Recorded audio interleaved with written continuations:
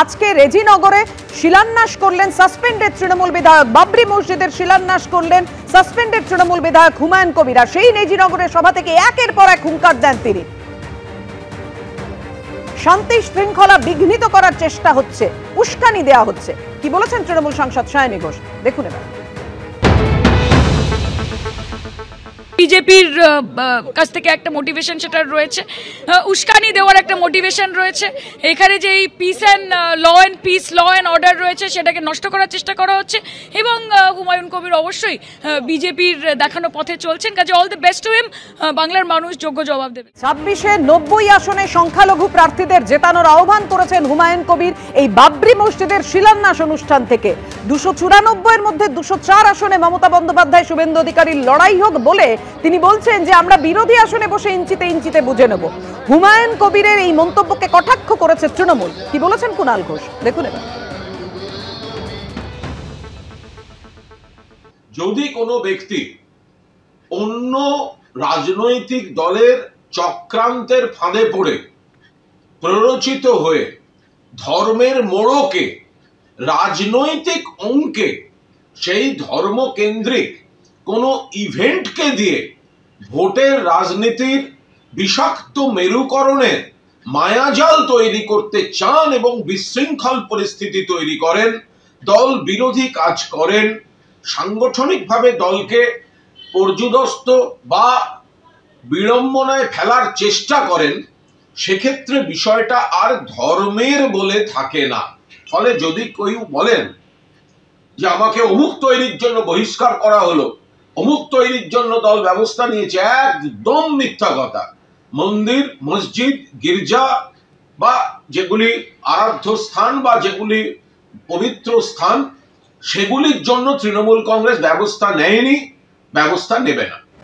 দল বিরোধী কাজের কথা বলেই সাসপেনশন করেছে তৃণমূল, কিন্তু এই সাসপেনশনের পরেও তৃণমূলকে চ্যালেঞ্জ ছুড়ে মুর্শিদাবাদে বাবরি মসজিদের শিলান্যাস করলেন হুমায়ুন কবির। আর সেই ছবি তুলে ধরেছেন আমাদের প্রতিনিধি সন্দীপ সরকার। একেবারে যে জায়গাতে এই ভিত্তিপ্রস্তর স্থাপন করা হবে তার ঠিক পিছনের দিকের অংশে এইভাবেই কিন্তু মানুষজনের নিয়ে আসা ইট সেগুলিকে জড়ো করা হচ্ছে এবং সেই ইট জমতে জমতে কিন্তু এখানে বিশাল একটা স্তূপের চেহারা নিয়েছে। আমরা দেখতে পাচ্ছি যে কেউ মাথায় করে নিয়ে আসছেন, কেউ টোটো করে নিয়ে আসছেন, কেউ আবার শুধুমাত্র মোটর সাইকেলে আসছেন, তারাও ইট নিয়ে আসছেন। এইভাবেই কিন্তু সকাল থেকে একেবারে মানুষের আমাদের চোখে পড়ছে। মুসলমানের জন্য বাবরি মসজিদ তৈরি করার জন্য একটা উদ্যোগ নিয়েছে, আর সেটাকে মমতা ব্যানার্জি আমাদের এটাকে খারাপ চোখে দেখি ওনাকে আপনারই সাসপেন্ড করার ব্যবস্থা করেছে। এটা খুব খারাপ করেছে এটা মমতা ব্যানার্জি। মুর্শিদাবাদ যে কোনো কেন্দ্রে হুমায়ুন কবির দাঁড়াবে, উনি নিরাশায় পাশ করবে। দেখতে পাচ্ছি যে কয়েকজন মানুষ এসছেন যারা এখানে টিউবওয়েল বসানোর কাজ শুরু করে দিয়েছেন একেবারে সকাল থেকে। এখানে টিউবওয়েল তৈরি করা হচ্ছে, তার কারণ অনেক মানুষ আসবেন, তাদের যাতে জলের সমস্যা না হয়। এর পাশাপাশি আমরা যেটা দেখতে পাচ্ছি যে যে জায়গাতে এই ভিত্তিপ্রস্তর স্থাপন করা হবে আর তার ঠিক পাশেই এখানে West Bengal Islamic foundation of India তার নামে এখানে একটা কিউআর কোড দেওয়া রয়েছে, এখানে স্ক্যান করার ব্যবস্থা রয়েছে এবং অ্যাকাউন্ট নাম্বার দেওয়া হয়েছে, আইএফএসসি কোড দেওয়া হয়েছে এবং কেউ যদি সহযোগিতা বা সাহায্য বা অনুদান পাঠাতে চান তা যাতে তারা দিতে পারেন তার ব্যবস্থা করা হয়েছে। এবং সকাল থেকে বহু মানুষ এখানে আসছেন এবং তাদের ভিড়ে একেবারে সরগরম গোটা এলাকা। আমরা দেখতে পাচ্ছি যে এখানে হুমায়ুন কবিরের নামে জয়ধ্বনি হচ্ছে। ওয়াকাফ সম্পদ দিলে মুসলিমদের ছিনিমিনি গেল মমতা ব্যানার্জি, এগুলো কি অন্যায়? মমতা ব্যানার্জি ওয়াকাফ মানবো না করে আবার হট করে 3 দিন আগে পোর্টালে আপলোড দেন সম্পদ, এগুলো অন্যায় করছে। কিন্তু এখানেই প্রশ্ন উঠছিল যে বাবরি মসজিদ নির্মাণে অর্থের যোগান কোথা থেকে হবে, কিভাবে হবে? হুমায়ুন কবির বলছেন বাবরি মসজিদ নির্মাণে টাকার অভাব হবে না।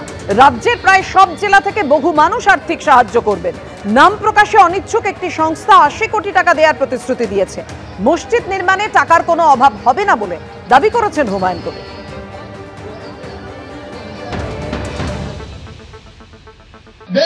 প্রশাসনের লাগাতার বিরোধিতার জন্য আমি 25 বিঘি জায়গা সাধারণ মানুষের কাছে এখনো ওপেন করিনি।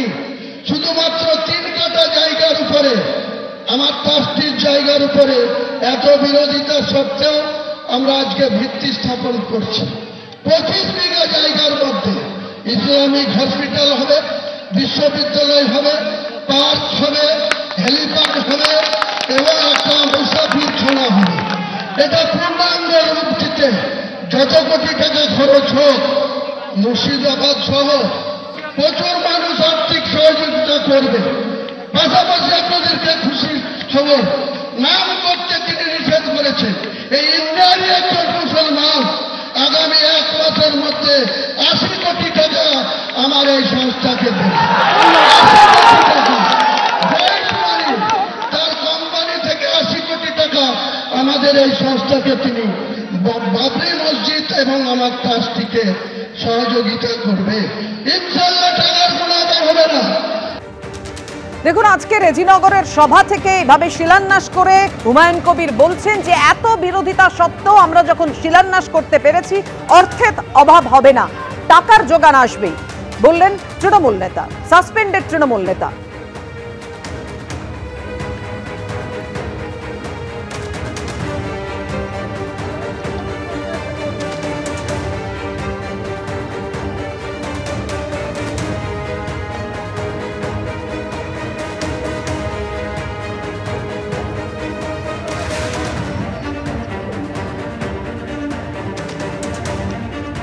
রেজিনগরের সভা থেকে সাসপেন্ডেড তৃণমূল বিধায়ক হুমায়ুন কবির আজকে বলছেন এত বিরোধিতা সত্ত্বেও আমরা শিলান্যাস করতে পেরেছি। কি বলেছেন কল্যাণ বন্দ্যোপাধ্যায়, দেখুন।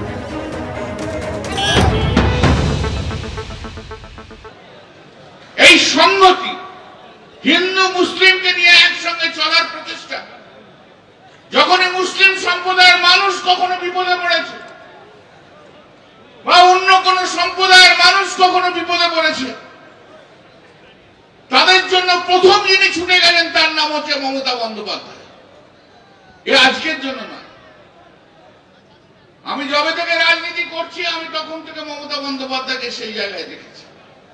ছেড়ে দিন কলকাতার কথা, যদি রাত্রি 8টার সময় খবর আসলে পুরুলিয়াতে অমুকজনকে মারা হয়েছে, ইরেসপেক্টিভ অফ রিলিজিয়ান, পলিটিক্যাল কারণে, গোটা রাত ধরে জার্নি করে যে আগে যে পৌঁছতো তার নাম হচ্ছে মমতা বন্দ্যোপাধ্যায়।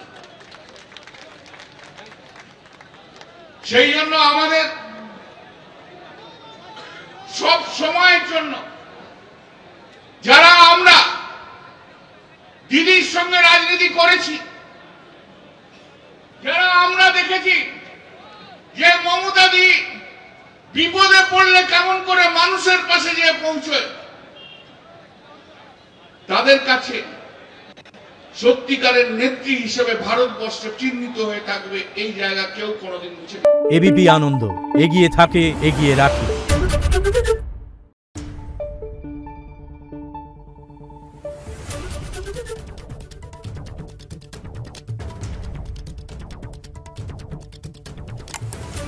Thank you.